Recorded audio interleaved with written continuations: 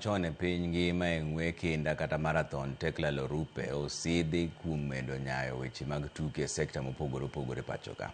Sith ma kamano nochiw kod the Africa National Olympik Committee Association (ANOCA) katudore gi the International Judo Union. Lorupe sani e jatelo mochung' ne tuke makelo kanyakla jogo manoringo lweny e thuchegi to dak e Kenya kaendie. Kanoyudo michno, Lorupe nokwayo jotugo machon ma pacho ka mondo mi ochiwre.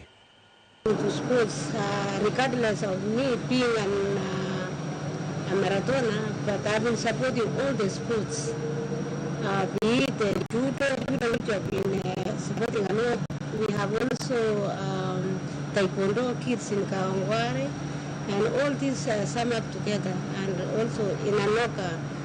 We are so glad and feeling very proud of the award given to our legendary athlete Tekla Lorupe, member of the executive board of ANOCA, representing the refugees project.